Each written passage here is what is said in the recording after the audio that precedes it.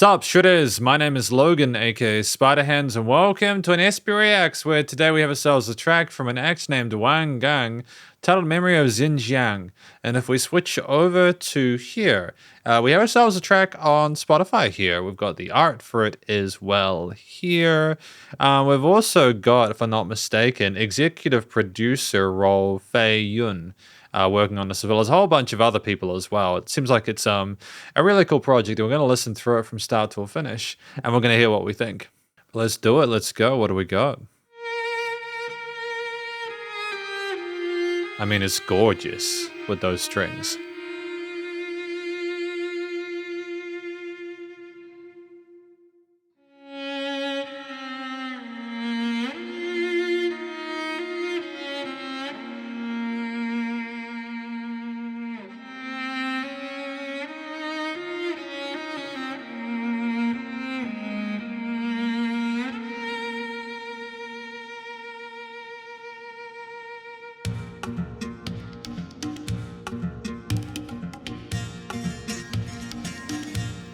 Interesting percussion and plucked instruments there.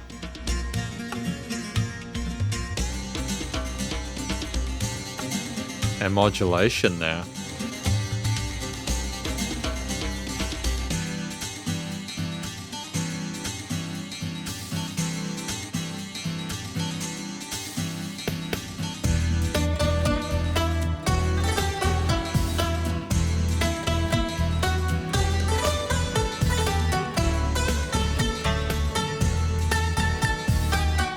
Great accenting in the octaves.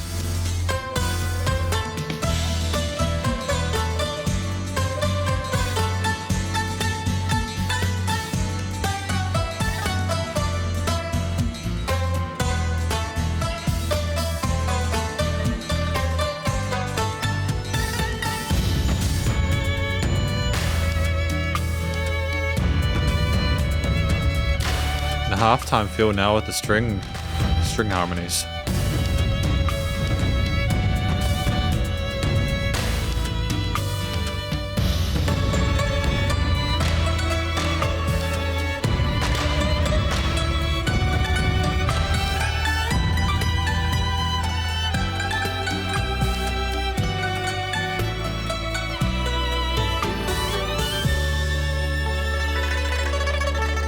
Great tremolo picking.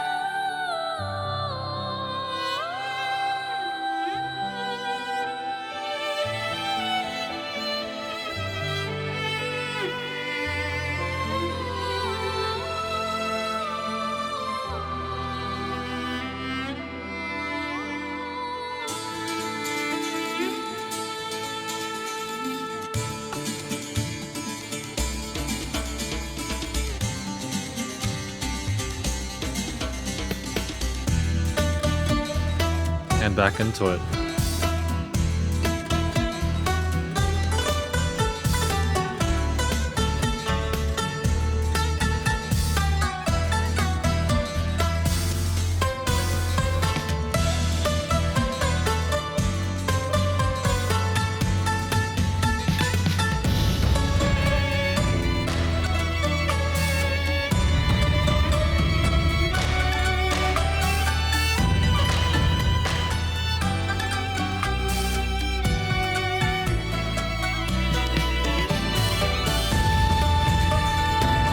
I mean, it's kind of pushed on the limiter, but it also sounds so clean.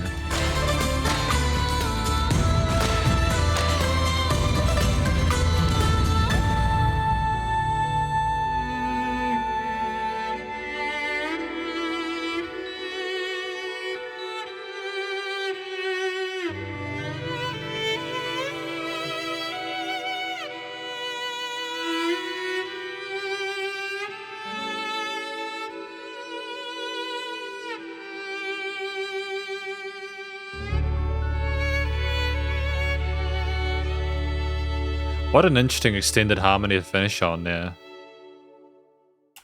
I think that's like a ninth or something like that, a 7/9. That's fantastic. I'm really impressed by this track, and we're gonna talk about it more in the conclusion. Because welcome to the conclusion of my review of this track from an act named Wang Gang, featuring executive producer role of Fei Yun. This track titled Memory of Xinjiang.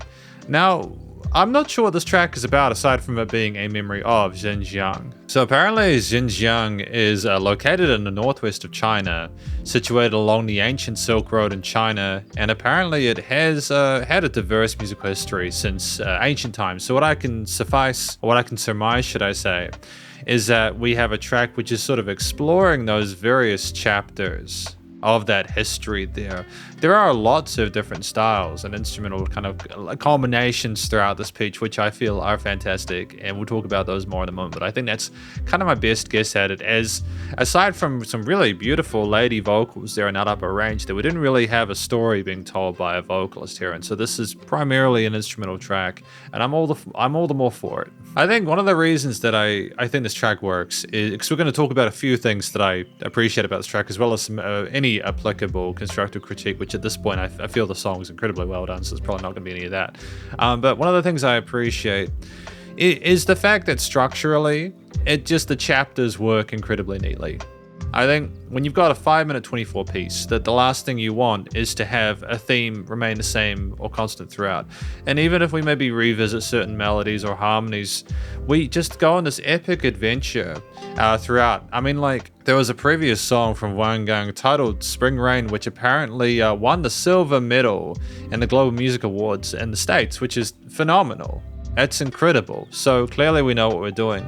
And with this one, you do get the feeling that we are very comfortable exploring a wide range of different moods and ambiances with a focus on percussion and plucked instruments and strings, but also there are keys to other parts, which we'll talk about again in a moment. It's just being able to blend all these different sort of like concepts into this piece there, articulating between sort of like, normal time and like half time, and kind of messing around with the flow rhythmically of stuff, as well as different key shifts and changes and stuff like that is fantastic. Modulations and certain components going up a step there just to kind of go into something else you might not expect. It's unpredictable and it's kind of magical in that respect. And then for it to finish on that wonderful 7th add 9 chord, that major 7/9 chord is just at the end, is just tremendous. It's so beautiful because it really is just a really glorious way to really, in a very sophisticated manner, kind of bow out for the evening. You know what I mean?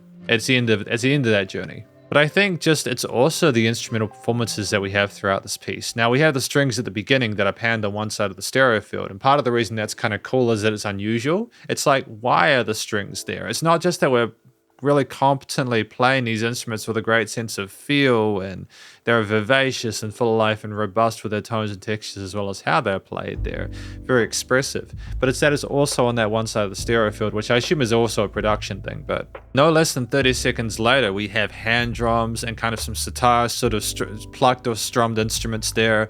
And, you have some sort of open chord elements there, some triads that you can pretty easily follow along to. And there's a great sort of like chord note groove to it. It's immediate contrast like with the structure, but it's also the specific instruments that we use there are fantastic, and how they both transition between one another, but also how they blend together.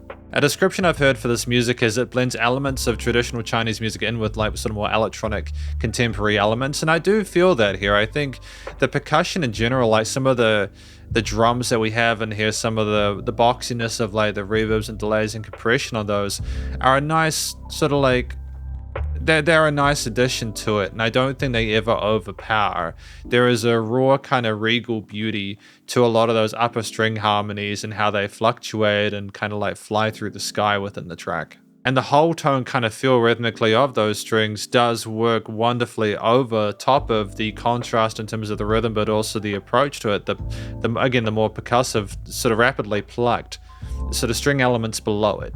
We've got contrast in the functions of a lot of these instruments which cause them, when they're niched together, to amalgamate really in a satisfying manner that does make for a more kind of like well-rounded experience. To have the vocals come in at that halfway point there to really sort of balance stuff out, to have an alternate kind of lead to a lot of what we'd have there, but not in the way where it tells a story, to have some of the other instruments to come in afterwards and almost sort of mirror those note choices or melodic choices there, the motif, and to kind of help it blend in is fantastic. And we do revisit those lady pipes as we go through, but it is ultimately still an instrumental. And it's just what I'm trying to sort of communicate is, alongside the structure being fascinating, it's that we not only have really intriguing performances across these instruments individually, like they're really well played, but it's also that in a way they're kind of weirdly relatively minimalist in their the variety of their functionality. It's just more you have certain things doing things very, very well, and they type up well with others, and we find their strengths. And again, as we go through the piece, we do go back to the sitar and that kind of feel to it, and there's a kind of robustness to some of the tones there. It's not completely progressive and kind of like through composed. It's almost like it's this kind of really interesting bell curve there.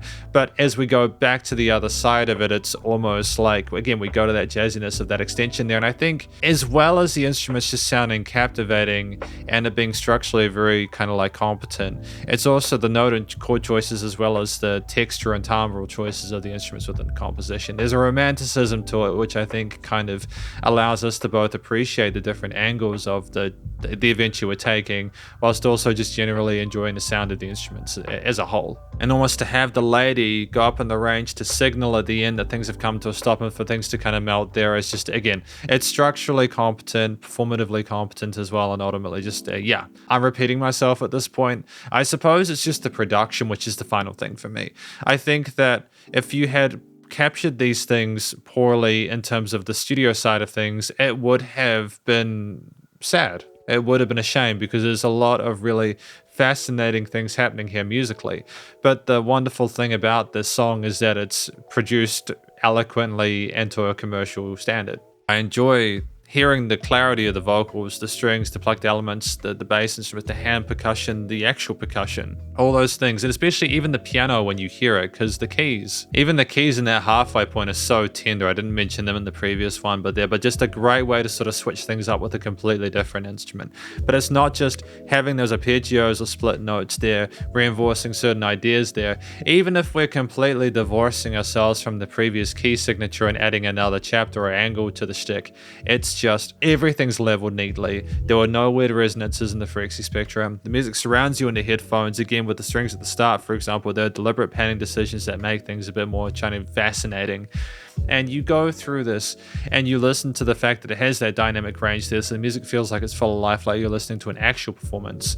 And the fact that it's nice and loud without pumping just means that, again, the production is commercial grade. So I think in conclusion, it is the structuring of the track itself, as well as the extra instrument performances, the textures and timbres and the combinations of those, in addition to the studio production, that I appreciate. And in general, I feel it's a very strong track. I personally couldn't give any sort of constructive critique on it. I feel like it's fantastic for what it is. I think it would just depend on the context of what you did next and how that tied up, but as a single, it's very, very good. So thank you for watching my review of this track from Wang Gang, executive producer Fei Yun, titled Memory of Xinjiang, and hopefully you enjoyed it. If you did, please do go show them some love via their various social medias and a Spotify page, and stay cool and stay safe, and please remember to support your local musicians and artists at this point in time, as they need the help more than ever with all the crazy stuff going on in the world. And I'll catch you in the next Spiderhands. Spiderhands out.